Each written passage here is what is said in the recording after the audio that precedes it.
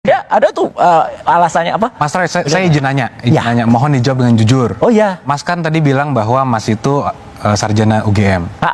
Katakanlah ijazah Mas hilang. Ya. Walaupun punya Pak Jokowi ada, saya andaikan punya Mas Roy hilang, kemudian butuh untuk apply kerja atau mau mendaftarkan ke KPU. Ya. Kemana Mas Roy pergi untuk meminta legalisir? Ke UGM dan UGM. Ya. Oke. Dan UGM mengeluarkan bukan ijazah yang sama dengan kita lulus dulu loh. Oke. Ini yang penting. Iya, tapi Anda berarti ke UGM ya?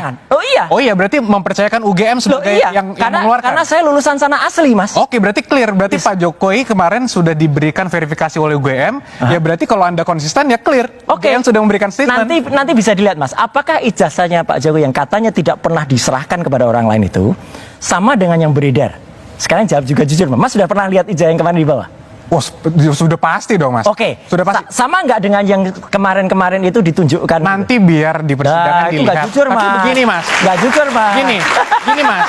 Karena saya tidak mau melampaui otoritas juga. Jadi kalau ada seorang ahli yang mengatakan bahwa saya sudah menganalisa ada dokumen saya ambil dari online, saya analisa kiri kanan, ini sama sekali bukan online. Dari mana, Mas? Yang ijazah Mas ambil?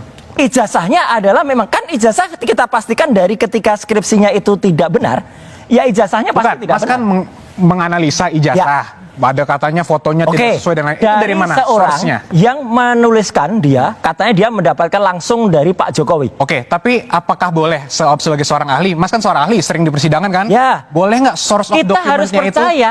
Boleh nggak source of dokumen yang dianalisa seorang ahli forensik itu bukan berasal dari dokumen asli? Makanya kita tunggu. Menganalisa kopi. Boleh nggak? Apa-apa. Makanya nanti kita tunggu. Kita tunggu kalau Mas punya yang asli, ya kita bandingkan. Kalau itu ternyata yang kemarin dianalisis juga oleh saya dan Dr. Respon itu tidak benar.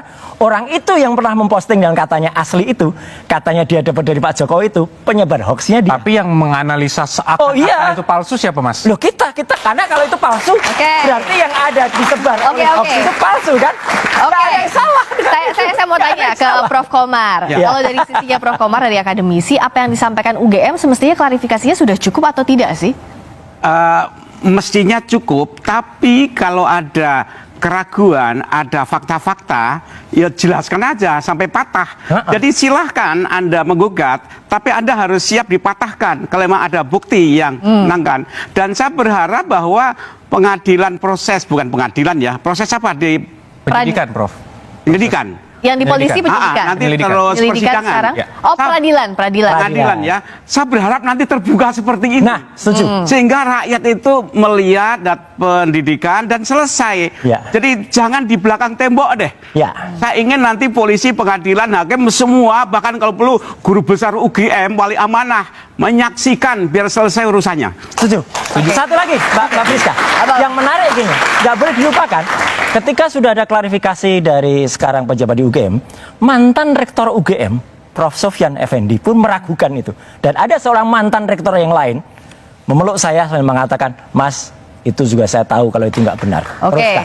Nah, Mas Yakub, apakah siap kalau tadi ditantang ya terbuka prosesnya sampai di peradilan? Tentunya kan ketika kita memutuskan untuk menempuh jalur hukum, kita sudah siap dengan semua konsekuensinya. Kami siap untuk kooperatif, dibutuhkan dokumen keterangan, kami selalu siap. Jadi kita, mungkin Mas Roy selalu bilang, bagus silahkan biar terbuka. Setuju. Mari kita lihat di persidangan. Jangan kayak UGM loh ya, ngakunya beneran, kita ketika pertemuan tanggal 15 April itu Mbak, kita bertiga, dihadapi, wah kayak gerombolan gitu ya. Terus ada beberapa kamera, saya pikir kamera itu wartawan. Ternyata tidak, baru di ujung diberitahu, itu internal Mas.